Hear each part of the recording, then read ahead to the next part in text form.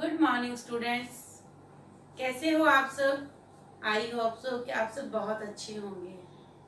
तो जैसे कि बच्चे, हमने ग्रामर का 3 चैप्टर कर लिए हैं। पहला हमने किया था भाषा, बोली, लिपि और व्याकरण। दूसरा जो चैप्टर था हमारा वो था वर्ण विचार। तीसरा, जब हमें वर्ण विचार की नॉलेज हो गई, उसकी जानकारी मिल गई, फिर हमने उसके शब्द बनाए यानी कि शब्द विचार किया। आज हम करेंगे संधि। संधि संधि का मतलब क्या होता है बेटा? अब तक आपने सुना होगा दो देशों के बीच में संधि हो गई। संधि मतलब मेल, ठीक है। तो ये संधि शब्द जो है वो संस्कृत भाषा का शब्द है, जिसका अर्थ होता है वर्णों का मेल, ठीक है। यानी कि जब वर्ण आपस में मिल जाते हैं तो एक नई ध्वनि पैदा होती है। इसका मैं एग्जांपल आपको एक बताती हूँ। जैसे हिम प्लस आल्य, ठीक है।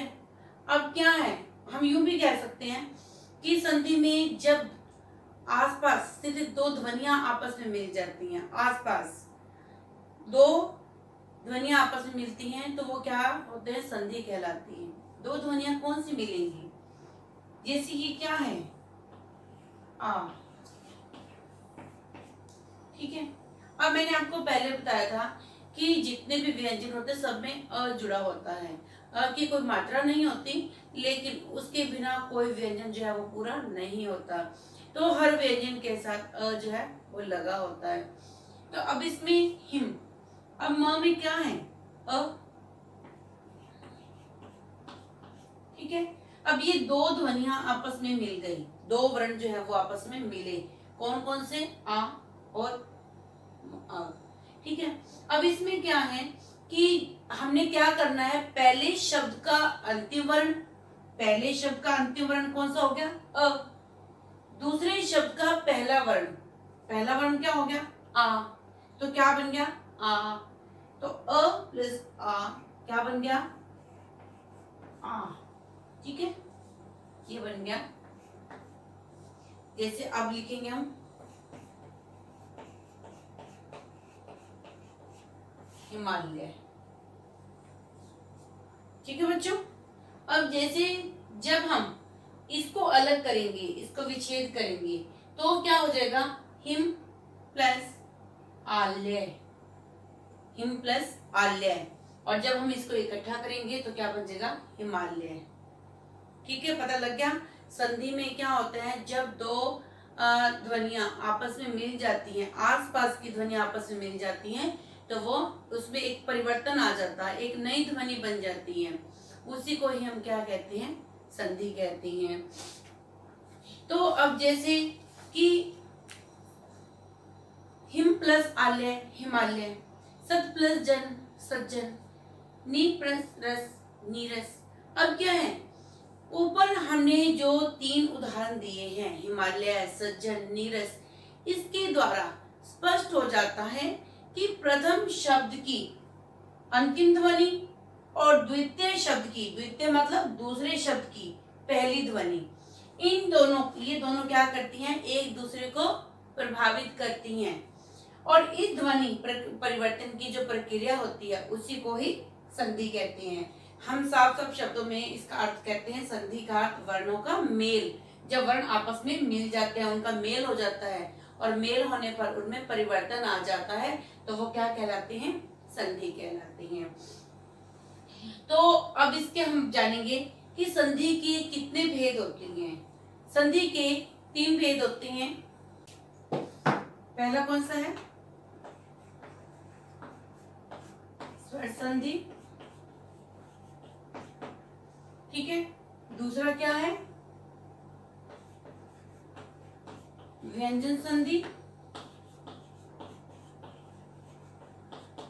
और तीसरा क्या है? विसर्ग संधि।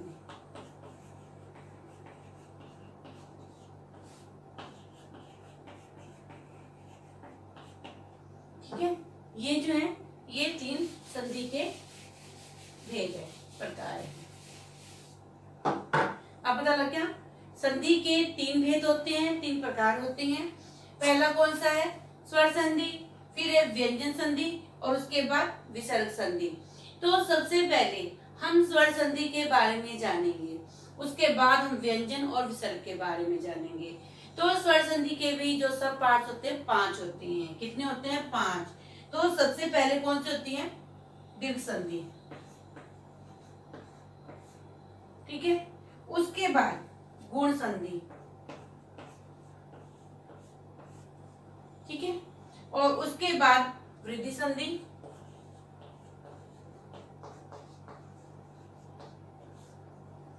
फिर है यण संधि और उसके बाद अयादि संधि।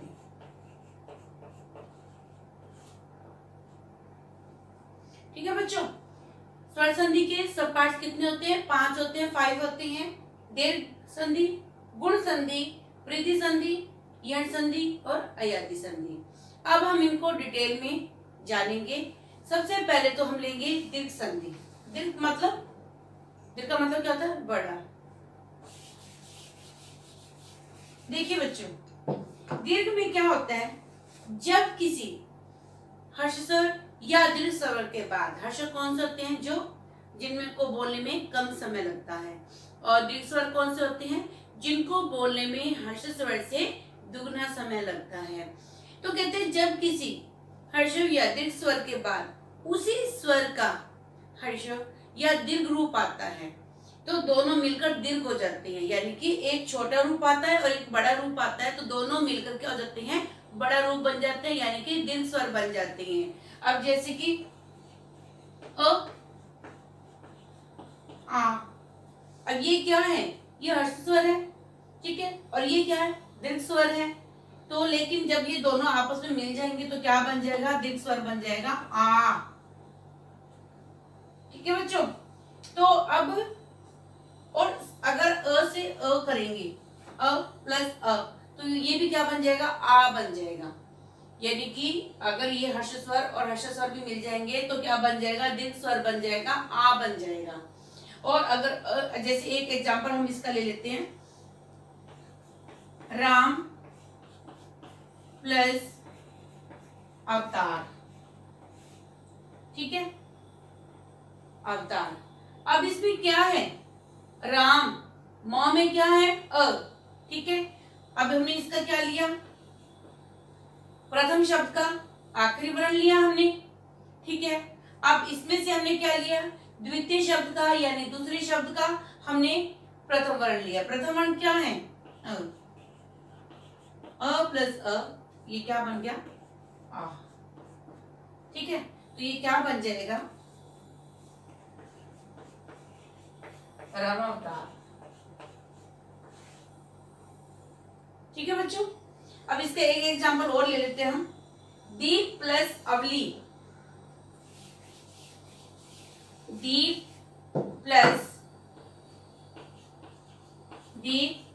प्लस अवली, ठीक है। अब हमने इस पे क्या करना है? प्रथम शब्द का आखिरी वर्ण प में क्या है? अ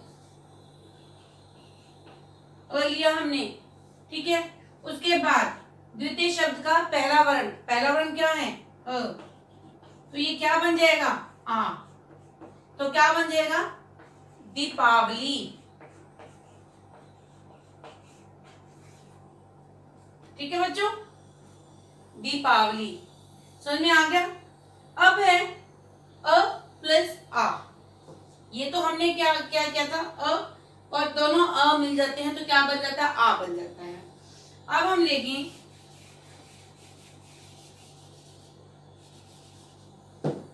अ प्लस आ, पहले हमने लिया अ प्लस अ तो क्या बन गया? आ बन गया। अब हम लेंगे अ प्लस आ, तो ये भी क्या बन जाएगा? आ बन गया, ठीक है। इसका एग्जांपल लेते हैं हम, पुस्तक प्लस आल्य, ठीक है। अब हमने क्या करना है इसका? फिर वही प्रथम शब्द का आखिरी वर्ण इसमें क्या है? पुस्तक क, क्या जुड़ा है? अ। इसमें क्या है द्वितीय शब्द में? आ। तो ये क्या बन जाएगा? आ। तो ये क्या हो जाएगा? पुस्तकालय।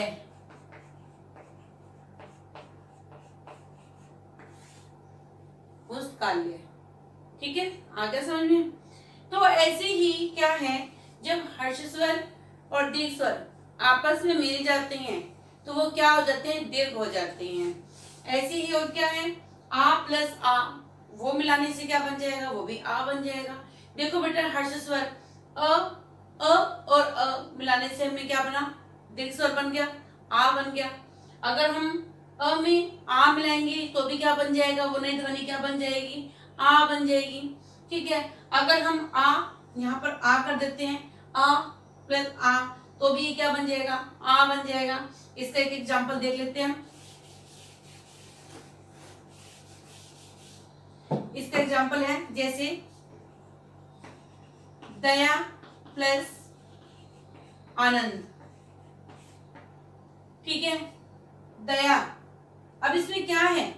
आ आ। अब इसमें क्या है? ये पहला वर्ण क्या है? आ।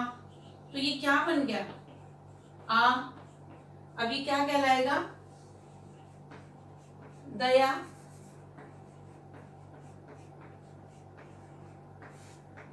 दयानंद। क्लियर? चलिए, इस प्रकार ही आपको एक तालिका दिखाऊंगी मैं, एक तालिका की वीडियो छोटी सी बना के दूंगी मैं, ताकि आपको समझ में आ जाए कि कौन सा स्वर मिलाने पर और किस स्वर से के साथ मैच होने पर वो कौन सी ध्वनि बन जाती है, फिर आपको वो इजी लगेगा। तो ऐसे ही गुण संधि है। गुण संधि में क्या होता है? अ और आ के बाद ई हो तो दोनों के स्थान पर ए हो जाता है। जैसे ये दीर्घ संधि आपको समझ में आ गई होगी। दीर्घ मतलब जो बड़ी हो जाते हैं, बड़ा स्वर हो जाता है, उसको बोलते हैं दीर्घ स्वर। ठीक है, जैसे अ प्लस आ तो क्या बन गया? आ। फिर अ प्लस आ तो क्या बन जाएगा? दीर्घ स्वर क्या हो जाएगा? आ। तो आ प्लस आ, इनको मिलाने से क्या बन जाएगा? आ। इनके मैंने आपको उदाहरण भी बता दिए हैं। अब हम करेंगे गुणधि। गुण संधि। गुण संधि क्या है बेटा? कि जब अ और आ के बाद ई या ई हो तो उसके बाद का जो स्थान, उसके स्थान पर कौन सा स्वर आ जाता है? ए। जब अ और आ के बाद उ तथा औ हो तो दोनों के स्थान पर ओ हो जाता है, तथा अ आ से परे री होने पर दोनों के स्थान पर अर हो जाता है। इसे गुण संधि कहते हैं। देखो बच्चों, इनके नियम होते हैं। ठीक है, इन नियमों को हमें फॉलो करना होता है और उसी के आधार पर है। जैसे मैंने बताया कि अ और आ होने के बाद ई, ठीक है, उसके स्थान ई, और ई हो तो उसके स्थान पर ए हो जाता है। अब जैसे हमने लिया अ और ई, नरेंद्र, एक एग्जांपल देख लेते हैं हम। नरेंद्र, ठीक है, नर प्लस इंदर लिखा है मैंने। अब इसमें क्या है? र, ये क्या आ गया? अ। जो दूसरा शब्द है, द्वितीय शब्द है, उसमें पहला क्या है? ई। तो जैसे कि मैंने पहले बताया आपको, अ और आ के बाद ई या ई हो तो वो क्या बन जाता है? ए बन जाता है। अब हमने अ ई क्या बन गया? ये ए क्या बनेगा? ये नरेंद्र, ए बन गया। ठीक है, इसके बाद फिर है अ और ई। पहले हमने मिलाया अ और ई, इसको मिलाने पर क्या बन गया? ए बन गया। ठीक है, नरेंद्र। अब है अ और ई। ठीक है, जैसे कि साउंड से पता लग रहा है कि कौन सी ई है? बड़ी ई है। इन दोनों को मिलाने पर भी क्या बन जाएगा? ए बन जाएगा। जैसे राम ईश्वर, राम प्लस ईश्वर, म में क्या है? अ, ईश्वर में क्या है? बड़े ई, तो भी क्या बन जाएगा? ये ए। ठीक है, जैसे रामेश्वर, क्या बन जाएगा इसका? रामेश्वर। ऐसे ही सुर प्लस ईश।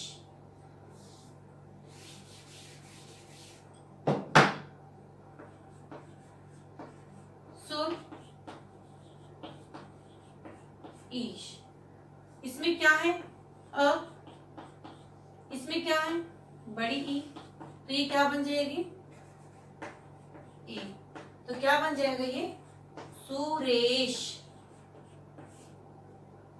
ठीक है, सुरेश। ऐसे ही आपको ध्वनियों के साथ जब ध्वनि मिल जाती है तो नई ध्वनि कौन सी बन जाती है, ये आपकी बुक में पूरी तरह से डिटेल्स में दी गई है। अब हम करेंगे वृद्धि संधि।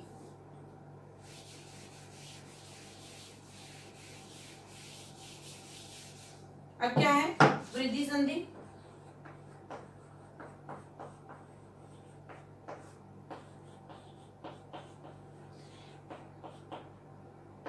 अगर ये आपको एक बार अच्छे से समझ में आ गया तो बेटा आपको आने वाले समय में दिक्कत नहीं होगी। ठीक है, क्योंकि ये आपको हर व्याकरण की पुस्तक के अंदर यही चैप्टर रिपीट होती हैं, लेकिन आपको समझ आने की पर डिपेंड करता है कि अगर आपको ये चैप्टर समझ में आ गया तो जो नेक्स्ट क्लास होगी उसमें आपको दिक्कत नहीं आएगी। तो अब है वृद्धि संधि। अब वृद्धि संधि में क्या है, जब अ और आ के बाद, पहले हमने कहा गुण संधि में अ और आ के बाद ई या ई हो तो ए बन जाता है। अब हम क्या है कि जब अ और आ, इसके बाद क्या हो ए और ए ये हो, तो इन दोनों के स्थान पर क्या हो जाएगा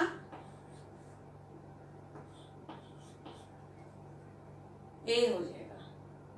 ठीक है, अ और आ ये हो, इनके बाद अगर ये दोनों हैं तो इनके स्थान पर क्या हो जाएगा ए हो जाएगा, जिसको बोलते हैं बड़ी ए। ठीक है, ए ऐनक, आई ऐनक। ठीक है, आई ऐनक। तो अब इसमें क्या है, अब इसमें एक बताया है जैसे एक एक। ठीक है, यहां पर भी एक है और यहां पर भी एक है।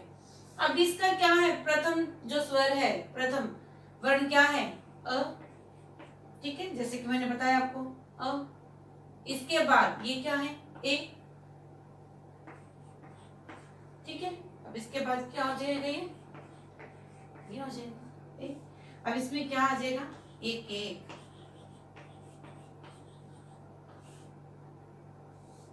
ठीक है बच्चों, समझ में आ गया। फिर ऐसे ही बेटा आ के साथ मिलाने पर क्या होगा, अ और ओ के मिलाने पर क्या होगा, ये आपस में जब मिल जाते हैं, स्वर मिल जाते हैं, तो इनके मिलाने पर क्या ध्वनि होगी वो बताया गया है। ये आपको मैं वृद्धि संधि का एक उदाहरण ये भी दे दिया मैंने। ठीक है, और इसमें एक उदाहरण मैं और दे देती हूँ कि अगर इसमें ओ हो, जैसे अ, ठीक है, और ये ओ, जैसे कि मैंने पहले बताया अगर अ और ओ हो तो इनके स्थान पर क्या हो जाएगा ओ, ये हो जाएगा ओ। ठीक है, जैसे हम एक ले लेते हैं वन औषधि, औषधि। ठीक है, अब इसमें वन न में क्या है अ आ गया। ठीक है, अब इसमें क्या है ओ ओ।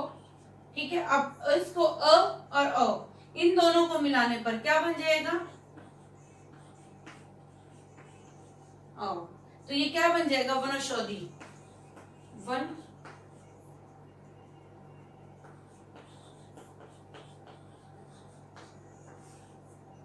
वनौषधि। ठीक है बेटा, क्लियर। अब इसके बाद वृद्धि संधि के बाद हम करेंगे यण संधि। अब यण संधि क्या है, हर्षव या दीर्घ ई ओ या री के पश्चात, ई उ या री के पश्चात अन्य कोई असमान स्वर आते हैं। असमान मतलब उसके समान स्वर नहीं आते, पहले तो क्या है उनके समान स्वर आए हैं, लेकिन इसमें क्या होता है यण संधि में कि अ सॉरी ई, उ, री, इनके पश्चात यानी कि इन तीनों के पश्चात यदि कोई अन्य असमान स्वर आ जाते हैं तब क्या है, ई और ई का य, उ, औ का व और ऋषि का र हो जाता है, इसे यण संधि कहते हैं। जैसे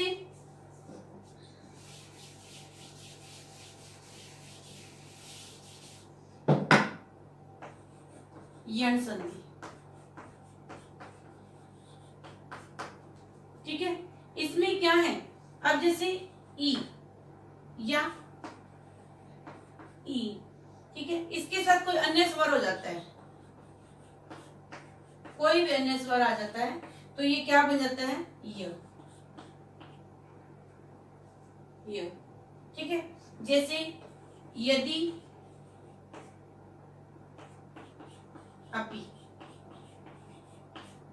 ठीक है, यदि, अपि। अब इसमें क्या है, धीमे क्या है, छोटी ई है, ठीक है। इसके साथ क्या है, अपि, इसमें भी क्या है, छोटी ई है, ठीक है। अब ये क्या है, लेकिन ये क्या है, इसके पहले क्या आ गया, आ गया, यदि, अपि। तो अब इसमें क्या हो जाएगा, यद्यपि, यद्यपि,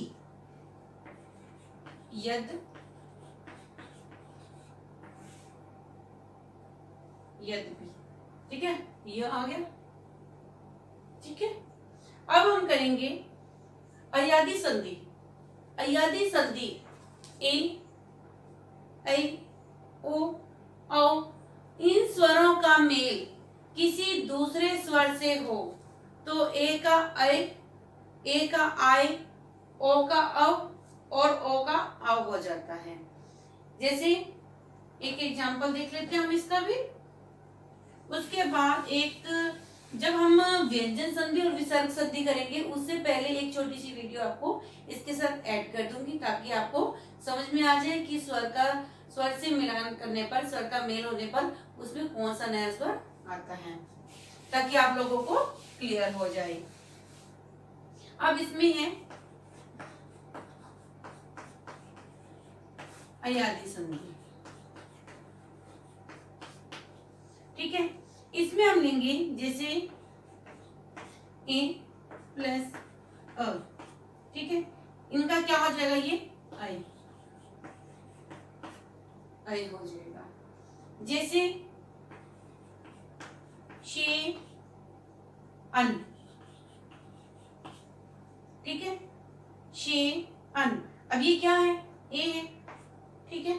अब इसमें क्या, ये क्या है, ये अ है, तो क्या हो जाएगा, ये अयन, शयन। समझ में आ गई। ऐसे ही एक एग्जांपल और देख लेते हैं, ए अ, ये क्या बन जाएगा, आई, ठीक है, आई बन जाएगा। तो क्या आ जाएगा, गा, गायक, यानी कि ए और इसके साथ अ है तो क्या है, आई, तो क्या बन जाएगा, ये गायक, क्योंकि ग प्लस अक, ये अ हो गया, ठीक है, द्वितीय शब्द का प्रथम वर्ण हो गया और ये अ हो गया, ठीक है। तो अ और अ मिलाने से क्या बन जाएगा, आई, यानी कि गायक, ठीक है। आज बेटा मैंने आपको स्वर संधि के जो 5 भेद है उनके बारे में आपको बताया। इसमें कौन कौन से भेद थे, दीर्घ स्वर था, ठीक है, उसके बाद यण संधि, दीर्घ संधि थी, उसके बाद क्या है, गुण संधि थी, फिर वृद्धि संधि, यण संधि और उसके बाद अयादी संधि। इनके बारे में मैंने आपको बता दिया है। लेकिन व्यंजन संधि और विसर्ग संधि इसके बारे में हम कल करेंगे, ठीक है बेटा। धन्यवाद।